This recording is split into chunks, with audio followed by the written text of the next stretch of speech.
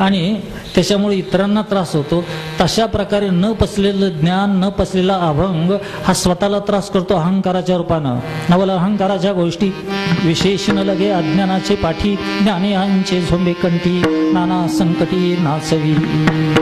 ज्ञान पचलं नाही की रोग निर्माण करतो, आणि अहंकारासारखा दुसरा श्रेष्ठतम रोग ह्या जगात दुसरा कुठला नाही. आणि त्या अहंकाराचा त्रास, त्या अहंकार ह्या रोगाच्या पोटात सगळेच परमार्थाचे रोग आहेत, सगळेच रोग आहेत.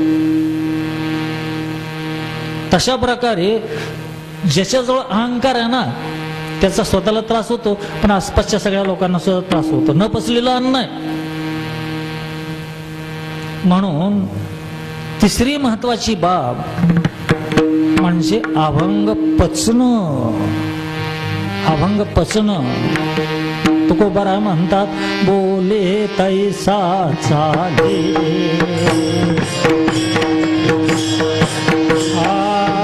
बोले तैसा चाले, बोले तैसा चाले, त्याची वंदावी पाऊले, त्याची वंदावी पाऊले, त्याची वंदावी पाऊले, त्याची वंदावी पाऊले, त्याची वंदावी. बोले तैसे चाले, त्याची वंदावी पाऊले, त्याची वंदावी पाऊले, त्याची वंदावी पाऊले, त्याची वंदावी पाऊले, त्याची वंदावी पाऊले, त्याची वंदावी पाऊले. पचला अभंग, पचला. बोले तैसा चाले, त्याची वंदावी पावले, तोची साधू ओळखावा, देव तेथेची जमावा. असा पूर्ण ज्यांना परमार्थ पचलेला आहे, पूर्ण परमार्थ पचलेला आहे. आता एक ही लक्षात घ्या की आईच्या स्थानातलं दूध म्हणजे आई जी खाते ना, त्या खाण्यातली एक शेवटची अवस्था म्हणजे दुधाची. अन्नाचं परत रस होतो, रसाचं परत रक्त होतं, रक्ताचं परत मांस होतं, मज्जा होते, मेद होतो. तशा प्रकारे आई जे खाते त्याचं सार म्हणजे दूध होतं. म्हणजे परमार्थ पचल्यानंतर त्या पचलेल्या परमार्थाचं सार म्हणजे अभंग आहे. आणि हे अभंग जेव्हा तुकोबारायांच्या अंतरंगातून प्रगट होतात, अभंग निर्माण होत नाही, निर्माण करत नाहीत, अभंग प्रगट होतो, प्रगट.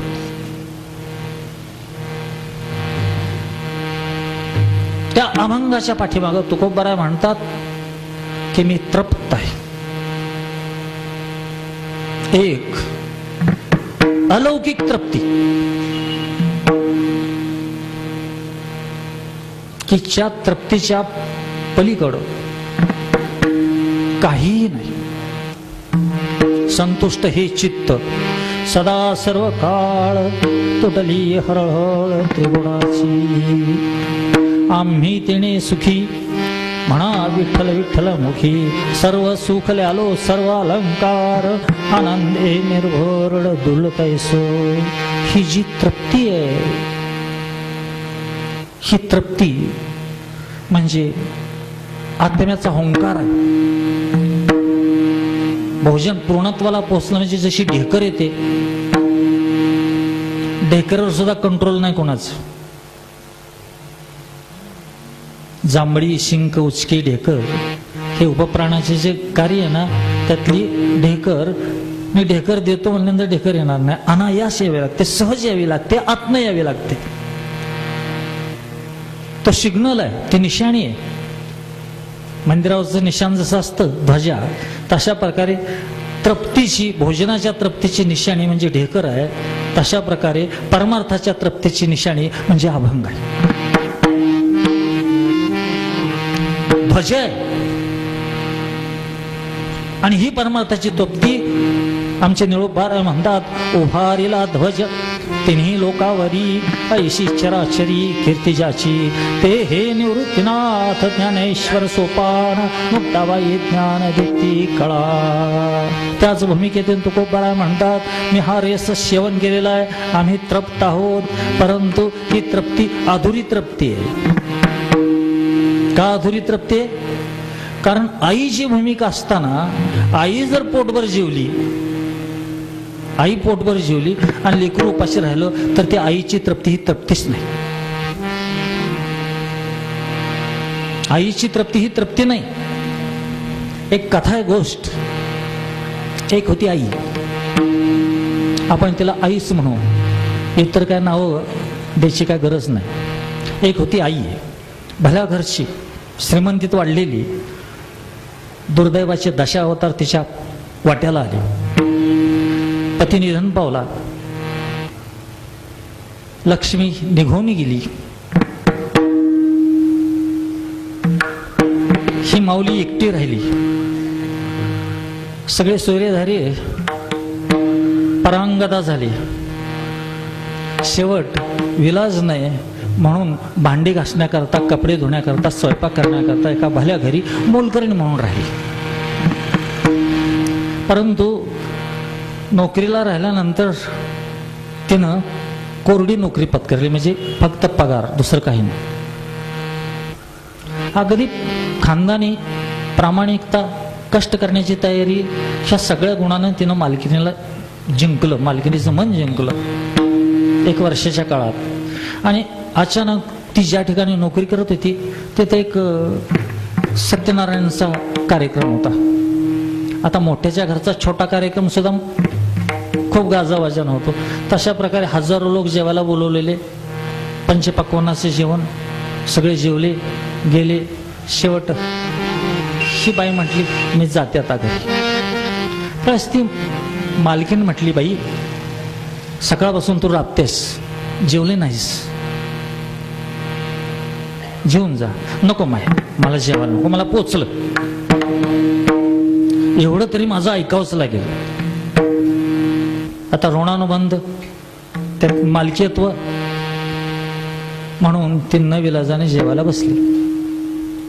जेवण झालं, ती चालली, तेवढ्या त्या मालकिणीची मैत्रीण म्हणते, हो हो, ही असली चोरटी मोलकरीण कशाला ठेवली तुम्ही?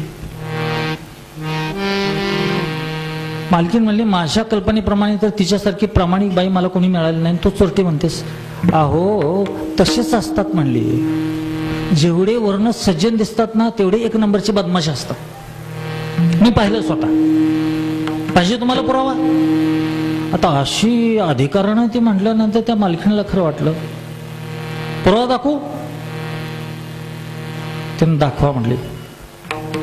एका बाईला सांगितलं, त्या बाईला हाक मार. ती चालली होती, रस्त्याला निघालेली होती, थोडी चाललेली होती. त्या बाईला मालकीने हाक मारली, म्हटल्यानंतर आली. घ्या म्हणली तिची जडती. झडती घेतली आणि त्याच्यात 2 लाडू सापडले. बघा,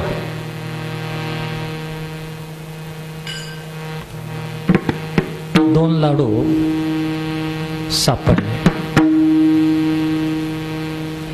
मालकिनीलाही आश्चर्य वाटलं, तू आणि अशी असशील, चोर असशील कल्पना नव्हती. ती म्हटली की मला चोरी करायला तुम्ही लावलं. कसं? तुम्ही जेव्हा म्हटला मी नको म्हणत होते. मग जेव्हा म्हणणं काय पाप आहे का? जेव्हा म्हणणं ही का चोरी करण्याला प्रवृत्त करणे काय? तुमच्या दृष्टीनं असेल, परंतु मी पहिल्यांदा आई आहे. मी का चोरी केली? माझा एक मुलगा आहे, तो लकव्याने घरात पडलेला आहे, त्याला उठता येत नाही, खाता येत नाही, बोलता येत नाही, त्याचं सगळं मला करावं लागतं. आणि 12 वाजताचा टाइम तो माझी वाट बघतो. आता 4-5 वाजलेत, 4 तास तो उपाशी आहे. मी जेवत असताना त्याचं स्मरण झाल्याशिवाय कशी घास खाऊ शकते? आणि माझा बाळ उपाशी आहे, त्या उपाशी बाळा करता मी 2 लाडू चोरले, माझा दोष नाही, तुम्ही जेव्हा म्हटलं म्हणून चोरले. ही जी आईची व्यथा आहे, आईचं हृदय आहे, हे आईचं हृदय संतांचं आहे. म्हणून संत तृप्त असून सुद्धा अतृप्त आहेत. तृप्त आहेत संत, आत्मतृप्त आहेत, परंतु तरी सुद्धा अतृप्त आहेत. कारण बुडते हे जन न देखवे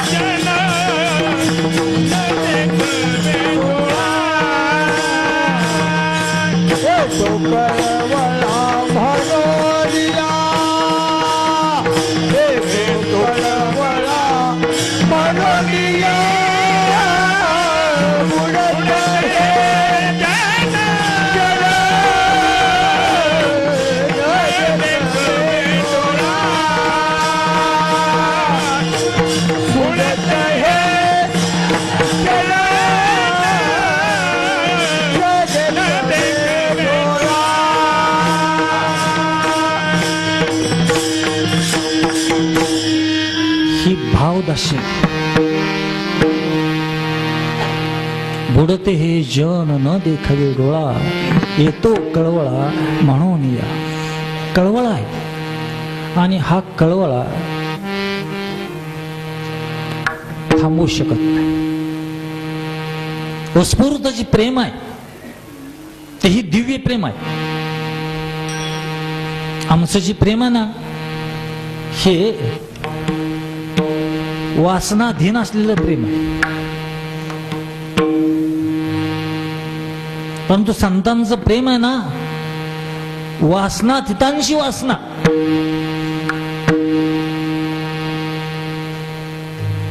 फार कठीण आहे. वासनातीतांची वासना, जे वासनेच्या पलीकडे गेलेले आहेत त्यांची वासना. म्हणून एक आत्यंतिक कळवळा, हा कळवळा आहे. ऐशी कळवळ्याची जाती, ऐशा कळवळ्याच्या जाती करी लाभावी न प्रीती. मग बांधले तोडीत, बुडाले काढीत, साकडे भेडीत अर्थाचे. ही भूमिका आहे. म्हणून संत देतात, संत वाटतात, संत बोलावतात, संत बळेनं खाऊ घालतात. परंतु एक व्यथा आहे, संतांच्या हृदयातली व्यथा आहे. संतांच्या अंतरंगातली वेदना आहे. कोणती वेदना? एवढं उत्तम प्रकारचं संत देण्याकरता आलेले आहेत, परंतु नादान लेकरं, बेभान मुलं हे आज्ञा तर मोडतातच मोडतात, परंतु हे दिव्यांना पायदळी तोडवतात. दुसरा एक असाच आईचाच दृष्टांत. आई, तिचा एक मुलगा असताना खूप श्रीमंत, हळूहळू व्यसनाच्या अधीन झाला. मद्यपानाचं व्यसन पराकोटीला पोचलं. अशी पराकोटीला पोचलेले मद्यपी आपण रोजच बघतो. हे काय नवल नाही.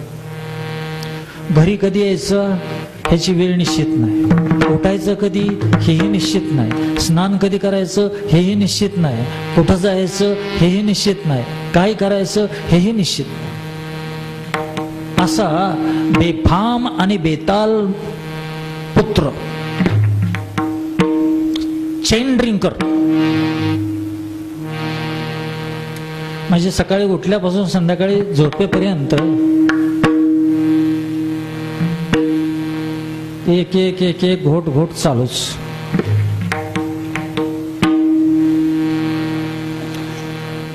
सांगून समजावून सांगितलं, काही परिणाम झाला नाही, परिणाम शून्य. एक दिवशी काय त्याच्या मनाला आलं की काय कळत नाही. सकाळी उठला 10 वाजता, कारण असे लोक 10 वाजताच उठतात, 11 वाजता उठतात, 12 वाजता उठतात. तो निश्चित रात्रीच तो गेला बाहेर. आता खरं 2 माणसाचं जेवण करायला किती वेळ लागतं, पण आईची वेडी माया. त्याने 3-4 वाजल्यापासूनच तयारीला लागले. 9 वाजेपर्यंत नाही, 8 वाजेपर्यंत स्वयंपाक तयार केला. 9 वाजले. आता तो येणार, त्याला खाऊ घालणार, मीही खाणार. एक दिवाळीचा दिवसच तिच्या करता. 9 वाजले, 10 वाजले, आला नाही. 11 वाजले, आला नाही. 12 वाजता आला नाही. 12:30, 1ला आला. तोही ओव्हरलोड होऊन आला. आता ओव्हरलोड मद्यपी कसा असतो वर्णन करण्याची आवश्यकता नाही. पळत पळत आई गेली. एवढा उशीर, चल जेवायला चल, मला जेवायचं नाही. अरे चल, नाही म्हणतो ना. तो जीव नको, उगी एक घास खा. नाहीच म्हटला. शेवट चल रे, एक घास तरी खा माझ्या बाळा. काकुल तिनं म्हणल्यानंतर कसा तरी डोलत डोलत आला. ताट असं समोर केलेलं, एक घास त्याला खाताय ना, आईनच तो तयार केला. आणि आ कर म्हणून म्हटल्यानंतर त्या मुलाने काय केलं, आ तर केलं नाहीच, खालनं जी लात मारली ताटाला, सगळं ताट, सगळं अन्न घरभर झालं. काय वाटलं असेल त्या आईला. ही व्यथा संतांचे, तुकोबारांचे, ज्ञानोबारांचे. मी एवढं देतोय, एवढं आजीचीनं, एवढं कळकळ्यानं, एवढं प्रेमानं, एवढं जिव्हाळ्यानं आणि एवढं महान, तरी सुद्धा लोक घेत नाही. देव घ्या कोणी, देव घ्या कोणी, आयताला घर बसोनी. देव न लगे, देव न लगे, देव न लगे, देव न लगे.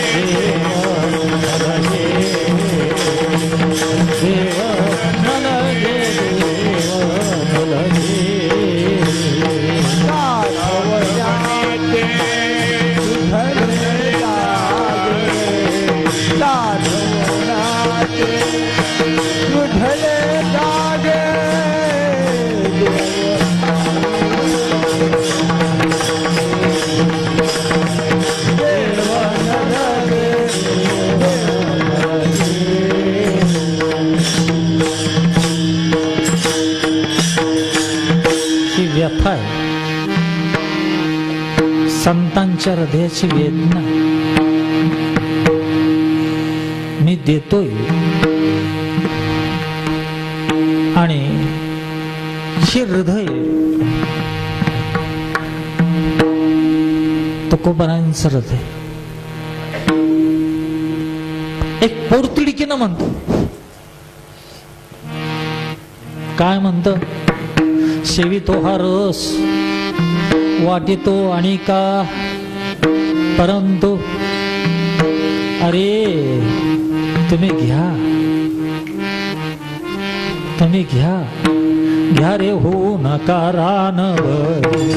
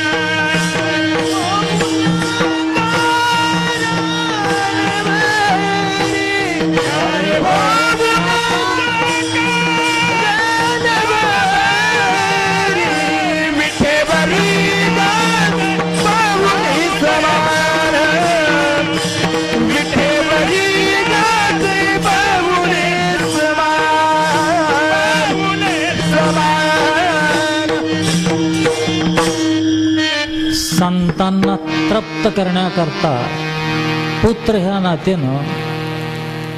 नात्यानं एक पुत्र कर्तव्य असतं प्रत्येक पुत्राचं. कोणतं कर्तव्य? तर आईला तृप्त करणं, आईला समाधानी करणं. आम्ही खऱ्या अर्थानं संतान आहोत.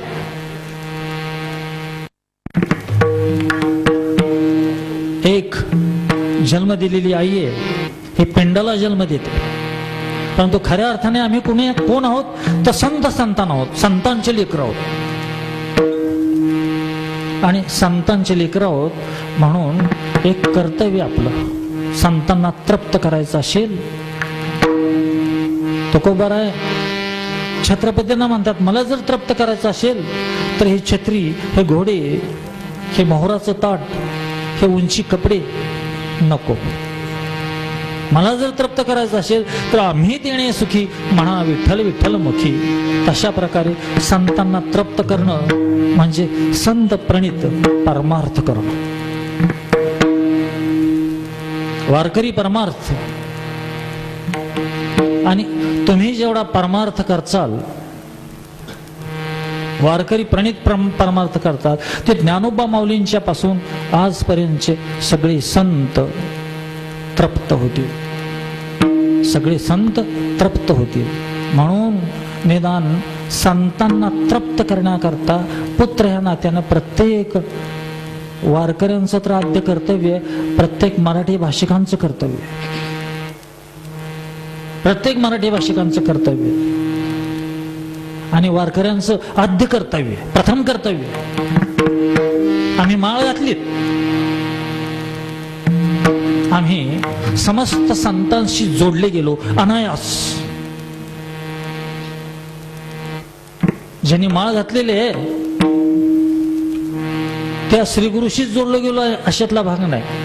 प्रथम पांडुरंगाशी जोडले गेलो आणि पांडुरंगाचे जे प्रियतम आहेत ना त्या सर्व सकल संतांशी आम्ही अनायास जोडले गेलेलो. म्हणून संतांना तृप्त करण्याकरता तरी प्रत्येक वारकऱ्याने संत प्रणित प्रामाणिक परमार्थ करावा. प्रामाणिक परमार्थ करावा. संत प्रणित तुकोबारा हे विनयानं जर म्हटलं तर एवढे नम्र आहेत, एवढे नम्र आहेत. आणि ही निर्मळ नम्रता, आमच्या जवळची नम्रता ही घाणेरडी नम्रता आहे, नाटकी नम्रता. त्याला वास येतो त्या नम्रतेला. हात जोडतील, अगदी तोंड भरून हसतील, गोड गोड बोलतील, एखादा हार घालतील, परंतु ही निर्मळ नम्रता ना, नाटकी नम्रता, घाणेरडी नम्रता. सत्य नम्रता, निर्मळ नम्रता, निर्दोष नम्रता संतांच्या जवळ आहे. आणि त्या नम्रतेचं एक ओझरतं दर्शन तुकोबारा येतात की मी देतो माझं नाही,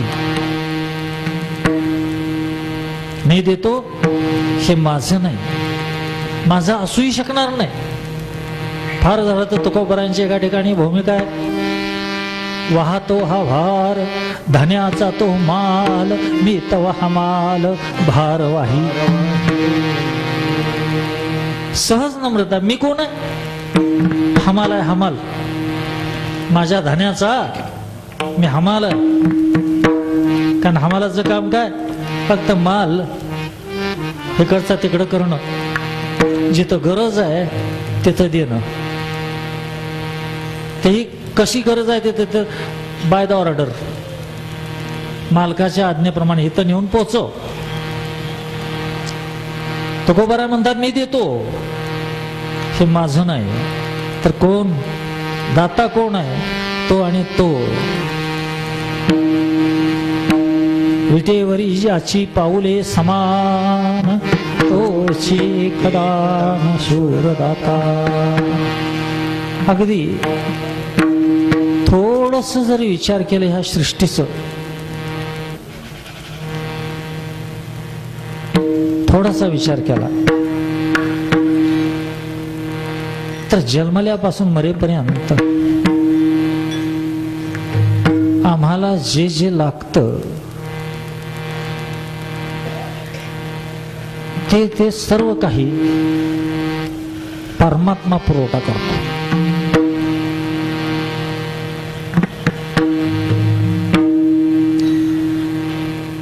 थोडस आत जर गेलं तर जन्मल्यानंतरच नाही, परंतु जन्मण्याच्या पूर्वी सुद्धा प्रत्येक जीवाचा 9 महिने 9 दिवसाचा जो अंतरप्रवास असतो, अंतरयात्रा असते, त्या अंतरयात्रेत सुद्धा ह्या पिंडाला तो सांभाळतो. पहिल्यांदा श्वास घेतो, श्वास, प्राण.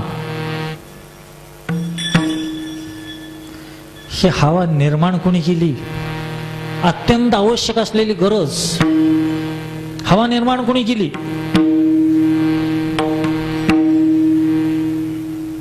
शेवटपर्यंत ज्याची गरज आहे, शेवटचा श्वास सोडला, मेघाच्या रूपानं कोण वर्षाव करतं? सूर्याच्या रूपानं कोण प्रकाश देतं? धरत्रीच्या रूपानं कोण पिकवतं? ह्या सर्वांचा दाता म्हणजे सनातन सत्ता. शेवटची मालकी, शेवटचा दाता तो परमात्मा. कदाचित तोच परमात्मा आमच्या जीवनात कोणत्या ना कोणत्या तरी रूपाने देतो. तर आईचं दूध, दूध आईचं नाही, दूध देवाचं. फक्त बालकापर्यंत पोहोचवणारी आई, आईचं दूध असं जर म्हटलं तर ते अर्ध सत्य आहे. दूध देवाचं, आमच्यापर्यंत पोहोचवणारं माध्यम आई. प्रत्येक बाब अशा प्रकारची जर आम्ही लक्षात घेतलं तर शहाण्या माणसाला अगदी कळून चुकल्याशिवाय राहणार नाही की सगळं देव देतो. परंतु बदमाश माणूस, विश्वासघाती माणूस, बेजबाबदार माणूस, कृतघ्न माणूस हा त्याचं श्रेय स्वतः लाटतो. दिलेल्या देवानं लेबल लावतो माझं. खर तर ही देवाशी विश्वासघात आहे.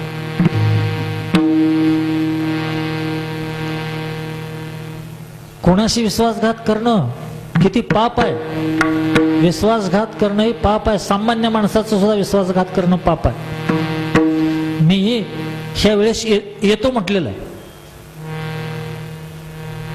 त्यावेळेस नाही आलं तर हे पाप आहे. विश्वासघात त्या व्यक्तीचा केला. मग परमात्म्याचा विश्वासघात किती मोठं पाप आहे. आणि अगदी निर्लज्जपणे हे पाप आम्ही सगळेच करत असतो, हे सत्य आहे.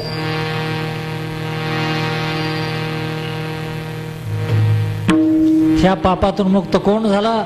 जे आहे ते सगळं देवाचं आहे. मी बोलवल्या वेदू बोले, मी चालवल्या सुरी चाले, मी हालवल्या वातो हाले, जो जगाते चालिता. ही ज्याला जाण आहे तो, आणि तोच फक्त माणूस म्हणून घेण्याच्या लायकीचा आहे, देवपुत्र म्हणून घेण्याच्या लायकीचा आहे. फक्त म्हणा, परंतु अंतःकरणापासून म्हणा देवाचं आहे. देव येऊन तुमचं काय लॉकर घेऊन जात नाही, लॉकर मधलं फोडून. तुमची जमीन नेत नाही ना, तुमची बिल्डिंग नेत नाही ना, तुमचं काहीच नेत नाही. फक्त मनापासून जर ज्याच्या मनातला अंतःकरणाचा हुंकार आला, हे तुझं आहे, बस तो आणि तोच माणूस म्हणून येण्याच्या लायकीचा. आमच्या दैनंदिन जीवनात अशा प्रकारची पहिल्यांदा परमात्म्याशी प्रामाणिकता जोडा. व्यवहारात तुम्ही म्हणा कदाचित, ही माझी नोकरी आहे, ही माझी बायको आहे, ही माझा पैसा आहे, ही माझी जमीन आहे, हे माझा बॅलन्स आहे, हे माझं आहे, ते माझं आहे. व्यवहारात कदाचित म्हणा, परंतु आत्मा जर हे देवाचं आहे असं जर वाटलं तर माझ्या दृष्टीनं तो खरा भाग्यवंत आहे. माझ्या दृष्टीने तो भाग्यवंत आहे आणि तो देवाजवळ जाऊ शकतो. परमात्म्याची जवळीक साधणं म्हणून ही साधना अवश्य करावी. भाग्यवंत म्हणो जया देवावरी माया, अवगी देवावरी माया.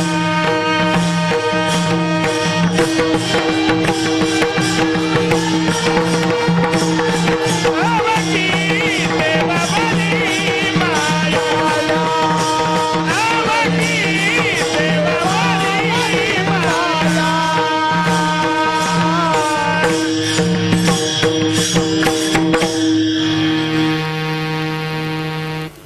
प्रामाणिकता म्हणजे भगवंताची सनातन सत्ता निर्मळ मनानं कबूल करणं बस फक्त. आणि तुकोबारायाने हीच कबुली प्रस्तुतच्या चरणात सांगितलेले. मी देतो, माझं नाही, कारण त्याच्याजवळ काय काय आहे. ऐका यश श्री औदार्य ज्ञान वैराग्य ऐश्वर्य हे साही गुणवर्य वस्ती जे. औदार्य म्हणजे देण्याची, दानात देण्याची उदारता. त्याला अंत नाही, त्याला पार नाही परमात्म्याच्या दातृत्वाला. आमच्या समस्त माणसाच्या मेंदूच्या मोजपट्ट्या थिट्या पडतील, अपुऱ्या पडतील. एवढं परमात्म्याचं औदार्य अपरंपार आहे. आणि ह्या औदार्याची एक झलक, एक किरण मी तुम्हाला देतो, हे माझं नाही. कृपया, मी तर माझं समजतच नाही, पण मी माझं समजत नसलो तरी कदाचित अज्ञानामुळं, प्रमादामुळं, एखाद्या व्यक्तीवर असलेले प्रेमामुळं तुम्ही माझं समजसाल. अज्ञानामुळं माझं समजसाल, प्रमादामुळं म्हणजे चुकीमुळं माझं समजसाल. कदाचित तुमची माझ्यावर भक्ती, प्रेम असल्यामुळं, प्रेमामुळं माझं समजसाल. परंतु कृपया कोणीही हे माझं समजू नका. माझं नाहीच. आणि हा ओघ जर तसं म्हटलं तर पहिल्यांदा भगवंताच्या नाभी कलमलातून ब्रह्मदेवाचा जन्म झाला. ब्रह्मदेवाचा जन्म झाला आणि सृष्टी निर्माण करण्याचं कार्य त्याच्यावर सोपवलं.